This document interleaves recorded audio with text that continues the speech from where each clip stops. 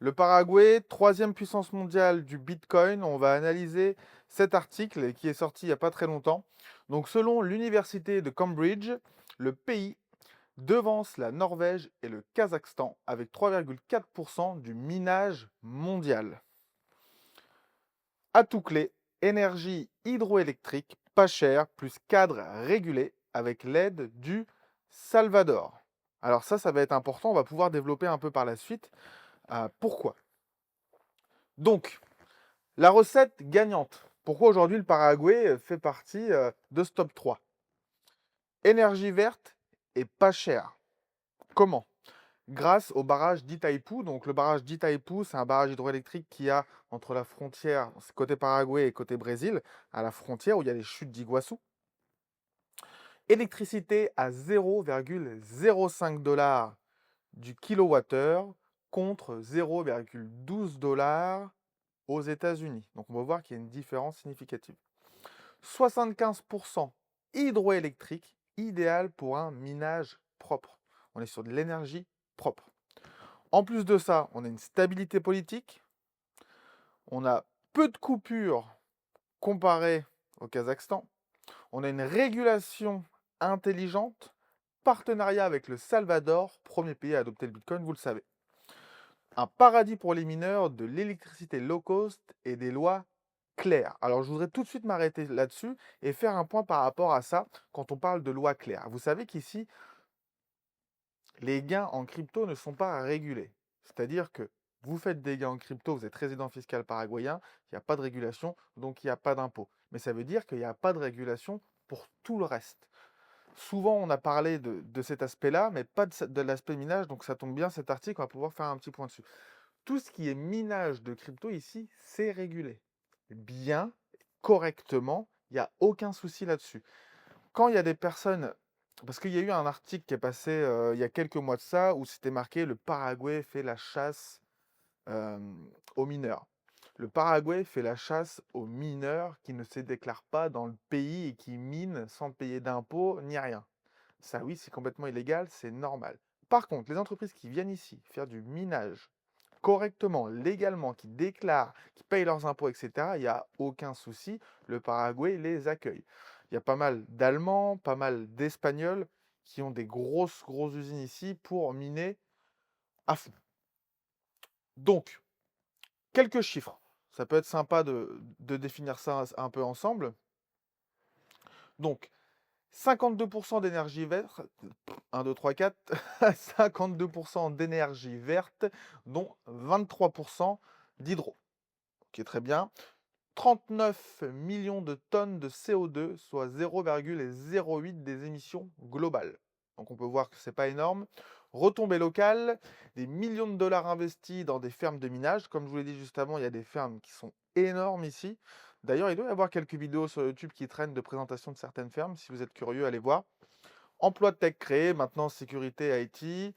Dans cet article, on dit le Bitcoin pollue. Oui, mais moins que Netflix ou que l'or. Bon, ça, j'ai pas été creusé plus en détail, mais ça doit être vrai, hein, on va faire confiance à l'article. Donc du coup, mon analyse durable ou pas par rapport au Paraguay, j'ai pris deux trois notes par rapport à ici. Premier point, par rapport à la fiscalité. Donc ce qui est intéressant ici, en plus d'avoir l'électricité pas chère pour miner du Bitcoin, c'est qu'on a une fiscalité qui est quand même assez souple. La règle des 3-10, toujours pareil, 10% d'impôt sur les sociétés, 10% de TVA, 10% d'impôt sur le revenu personnel. Comparé à d'autres pays où aussi là, l'électricité va être peu chère, peut-être que la fiscalité va être plus importante. Donc quelqu'un qui veut miner du Bitcoin, il faut qu'il prenne voilà, ces deux aspects en compte le prix de l'électricité, pardon, mais aussi ce qu'il va payer d'impôts derrière. Le Paraguay rassemble les deux. C'est ça qui est intéressant et c'est pour ça que beaucoup de personnes viennent s'y installer. Ensuite, Image Tech, attirer des startups, etc. Le Paraguay, je ne sais pas si la vidéo est déjà sortie. J'ai fait une vidéo là-dessus, sinon elle va arriver, sur le fait que le Paraguay veut devenir le nouveau hub digital d'Amérique du Sud. On a fait un post, voilà, on a fait un post sur le compte Instagram de Résident Paraguay si vous voulez aller voir. C'est là-dessus qu'on a communiqué l'information. Le Paraguay veut devenir le nouveau hub numérique d'Amérique latine. Il attire tout ce qui est les personnes qui sont dans le Bitcoin, etc. Il attire toutes les personnes qui sont digital nomades. Il attire les personnes qui sont dans la tech. Pourquoi? Quelqu'un qui fait une entreprise dans la tech, d'accord? Imaginons qu'il est français, peu importe. S'il fait une entreprise dans la tech, ça veut dire que tout se fait à distance, d'accord? Il n'a pas besoin d'être en France. Pourquoi il ouvrirait sa boîte en France s'il ne se fait pas financer par tous les organismes, etc., et payer jusqu'à 70% d'impôts, plutôt que de venir au Paraguay et d'en payer 3 fois moins? À part si son marché, potentiellement, il doit être en France, il doit avoir une entreprise en France, parce que les régulations, les trucs et tout, s'il n'y a rien de tout ça, il n'y a aucune raison. À part s'il veut payer des impôts puis qu'il est content avec ça. Sinon, bah, il va aller dans un pays à faible imposition. Voilà. Potentiellement, le Paraguay, le Panama, il y a plein de pays. Donc, le Paraguay, comme on l'a dit plusieurs fois, ce n'est pas un pays qui est touristique, hein. Le Paraguay ne vit pas du tourisme. Le fait d'attirer des startups, les étrangers, faible fiscalité, pays en croissance, ça fait rentrer des capitaux étrangers, tout simplement. La résidence, ça en fait partie aussi. Donc le Paraguay, justement, a tout à y gagner à devenir ce hub digital d'Amérique latine. C'est possible, il peut y arriver. On va voir maintenant comment ça va se passer. Ensuite, bon, j'ai noté du risque. Bon, le risque, à mon avis, je l'ai noté parce qu'on m'a fait la réflexion la dernière fois, donc je vous le dis, mais je pense pas que ça va arriver. Ça va être la surconsommation, pardon, électrique, risque de pénurie pour les ménages. Bon, oui, quelqu'un m'a fait la réflexion, oui, mais si tous les mineurs viennent et qu'ils consomment à fond, à un moment donné, il va manquer de l'électricité. Non, ça risque pas de se passer. Je ne pense pas personnellement. Maintenant, oui, c'est quelque chose à prendre en compte. Dites-moi dans les commentaires, vous, ce que vous en pensez. Si vous êtes plutôt pour ou contre le fait qu'il y a tout un tas de fermes de minage qui viennent s'installer au Paraguay. Moi, je vois pas forcément de points négatifs par rapport à ça. Des cryptos, c'est intéressant. La blockchain, c'est intéressant. Il y a des choses potentiellement qui peuvent être cool à mettre en place, à utiliser, hein. Ça simplifie la vie pour tout un tas de choses quand même, faut l'avouer. Le fait que justement le Paraguay demande des conseils au Salvador par rapport à tout ça, pourquoi pas? De là à ce que le Paraguay devienne une Bitcoin Nation, ça se fera jamais, je pense. Enfin, pas pour le moment. Mais si il s'intéresse déjà à ça, s'il est ouvert, déjà ça peut être quelque chose de très important. Le but aussi, ça serait par la suite, nous, ce qu'on veut, c'est qu'il y ait une régulation sur les gains en crypto. Pourquoi?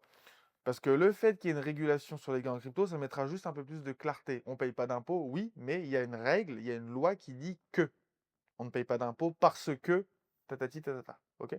Ou alors on paye 10%. 10%, c'est très bien. Faut pas non plus. Moi, je suis de la team, de l'équipe à ne pas vouloir chercher à payer 0,00% d'impôts. Ça ne me dérange pas de payer des impôts à partir du moment où c'est honnête. Au Paraguay, je paye mes 10% de TVA, on paye les 10% d'impôts avec la société, je paye mes 10% d'impôts sur le revenu personnel, ça me va. Voilà, c'est honnête, d'accord? Par contre, quand on me prend 70, quand on me prend plus, on me prend 70, il m'en reste que 30, bon là, je pense qu'il y a un souci. Et les calculs, ils sont pas bons. Enfin bref. Donc voilà par rapport à cet article, je voulais revenir dessus avec vous pour le partager, parce que quand même, troisième puissance mondiale du Bitcoin par rapport à tout ce qui est minage, etc., je trouve que c'est quand même très important. On le voit, hein, dans mon immeuble, moi, rien que dans mon immeuble, il y avait un Allemand justement qui avait une start-up dans le minage.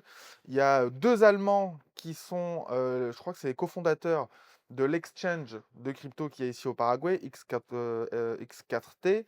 Enfin voilà, on voit qu'il y a des acteurs du milieu qui viennent ici à Asunción. Donc c'est intéressant.